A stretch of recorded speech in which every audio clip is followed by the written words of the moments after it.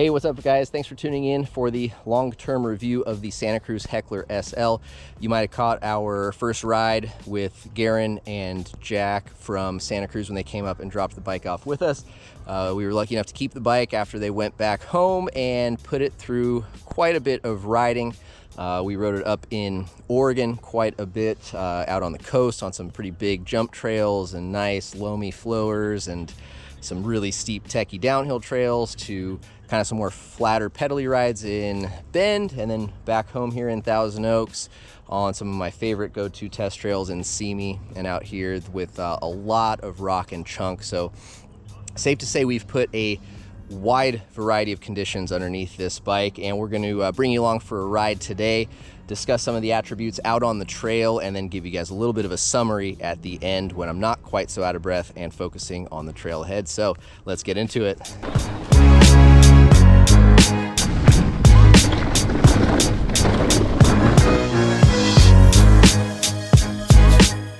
So climbing position on this bike, I really like comfort.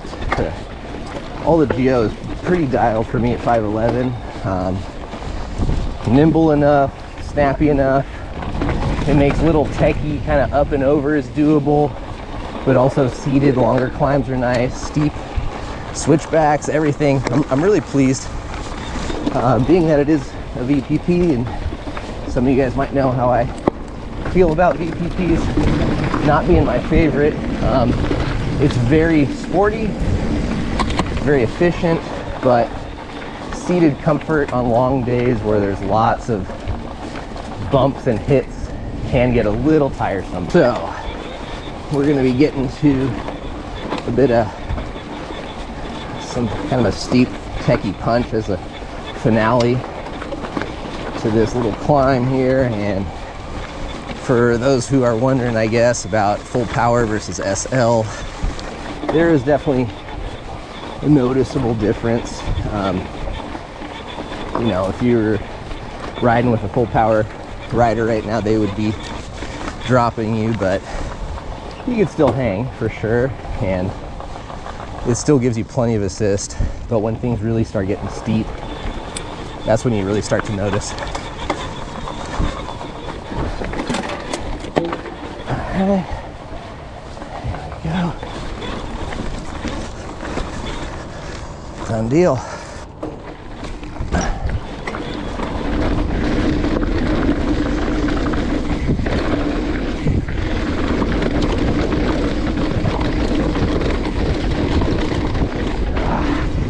Boy, oh boy.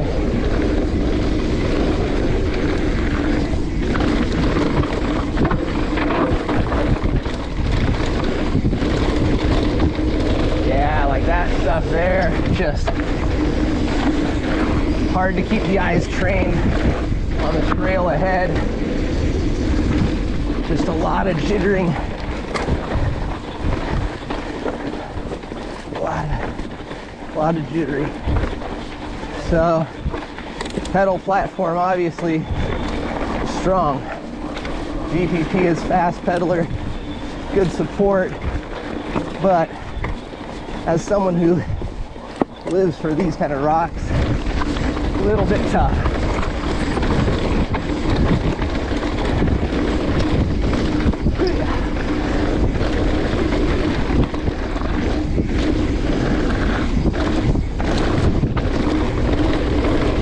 Really good job it's landing and staying up in the travel. So like if you're able to do little pocket pumps and jump over that stuff, dang, it is fast. So fast, so composed. Oh, that hand wave got me. But yeah, like I said, the progression, the poppiness, if you're able to either be strong enough to keep popping and hopping all those, or if those segments just aren't very long and you spend most of your time on smoother, like flow trails with bigger hits, jumps, drops, the bike's really smooth on those types of hits. just this high frequency rock chunk braking bumps. Very rough and stiff off the top. Great in the corners though. Oh, just linking them up. Come on. Okay. Oh, soft. Oh, soft. Woo! So that right there is a prime example. Right here too, a little stiff of a rear end. And with that off camber and a little bit of washboard, the back tire kind of wants to drift and slide off the side of the hill. Sorry if the freeway noise is aggressive, but so on those side hill bits where you really need all the traction you can get, that stiffer platform, it just hits a little, and that causes micro drifts and micro skids. And if you're on off camber, combined with the stiffness of the frame, it can have you working hard to try to not slide away. So again, pros and cons for everybody, every type of terrain, every type of trail, but the bike excels in many places. I think, as we've said with VPP, repetitive square edge hits isn't quite that spot, at least in my opinion and at my weight, but you know, take that for what it's worth. Overall, a very sweet bike. So let's get back up, one more trail, and we'll wrap it up.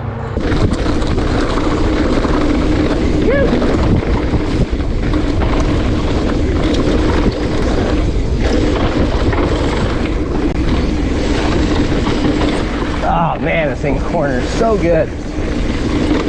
Love it in the corners. So good. So, like I said, if the big chunky rocky stuff's not your forte, but you love her fast trails with corners and jumps, oh man, this thing is sweet.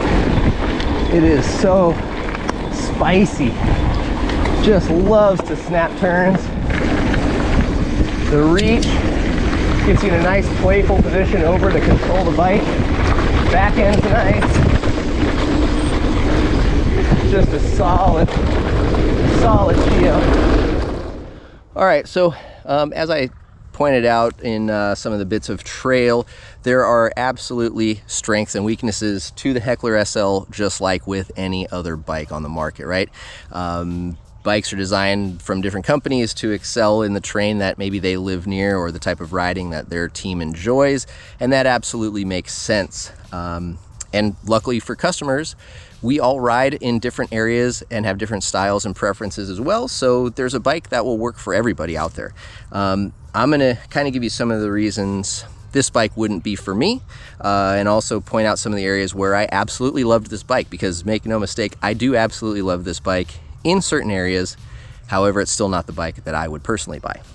So first up, from an integration standpoint, from a looks standpoint, I think Santa Cruz nailed it. It's beautiful. I've pulled up to a lot of trailheads and people don't know this is an e-bike. So for the people out there who don't want that to be broadcast, that's a plus. The ring controller, you know, it is plasticky, and that's a Fazua thing, and riders have had issues or, you know, criticisms about it. It works. We haven't had any problems with it. Something else to note, the Praxis cranks. This was an issue on the transition. They came loose. The Praxis cranks came loose a couple of times again on this bike as well. So really make sure you get in detail with a torque wrench and cinch those things down and check them often. You know, I had a big day out at Rocky Peak in Simi Valley yesterday, and cranks were loose this morning when I hopped on the bike again for this final ride, so check those often. Aside from that, I really like the little kind of deflector mud flap thing that Santa Cruz put over the rear shock and the back end. That's nice, going to prevent a lot of grit and crap from coming up into the rear shock. You know, being able to quickly see and adjust it's a little bit of a pain because of how it's tucked in there, but it's not terrible. So where I think the bike excels absolutely is going to be flow trails, corners, playing around, general on-trail fun. Having this bike is an absolute blast. Like, I love cornering this bike, whether it's just 2 feet up drifts where the back end just perfectly comes around, or just snapping it into and out of consecutive berms. This bike really corners. I think Santa Cruz did a good job with the geometry, making it a nice blend of playful and stable without being overkill on either end. So I think that's a really nice blend. I think the pedaling platform is really nice. It's efficient, as you'd expect, you know, from a VPP bike, and it just goes. Like, the drive unit has some solid power to it. I'd noticed that the beginnings of rides would be a lot quieter as the day would progress. The drive unit would get a little louder and crunchier, or kind of more just grindy sounding. More so than other Fazua drive units we've ridden in some other bikes, so I'm not sure if that's the acoustics of this particular frame or this particular drive unit, but it's definitely noticeable. Still a pretty quiet bike overall though, and it doesn't look like an e-bike, right? So like I said, pulling up to the trail, most people don't know this is an e-bike at quick glance. So seated climbing position, as I said, out on the trail, really comfy. I like it. Good platform, good body position, able to handle steep switchbacks, climbing, technical up and overs, which I love, or just sitting down and flowing, you know, seated, smooth single track. It's a blast. Really good bike there. All right, so moving into the descents, and kind of what keeps me from putting this bike, you know, at the top of my list of why I would buy it, is the VPP performance on chunky, rocky, or really rooty terrain. You know, VPP platforms, while they do have lots of goods, are also a little bit stiffer off the top, which is something I really value, especially when you're trying to find traction, you're trying to reduce rider fatigue and just stay smooth and fast over the top of stuff.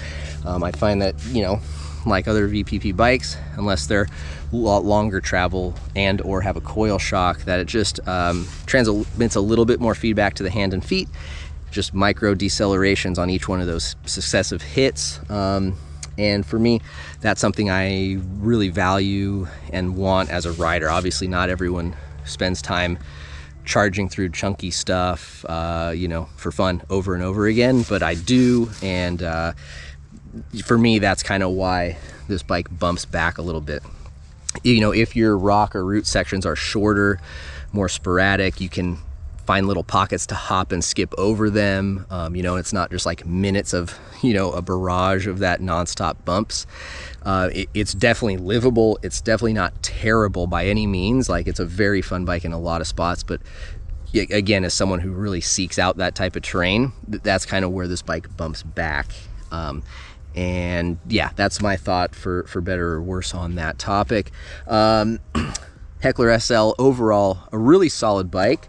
And I think, you know, other than that performance on, okay, Exo Plus tire casing, especially out back, I think that was a miss. I think that should be a double down out back for sure. The Praxis cranks coming loose. Other than that, I can't really criticize too much, other than, you know, my personal preference for not loving VPP on rough terrain. Other than that, a really solid bike. I think a lot of people will be very happy with this bike, and yeah, so long as you're not spending time repeating that kind of long extended downhills in rocky chunky terrain, or like lots of like perpendicular routes where you got to have traction and suppleness to keep that tire down and going where you want.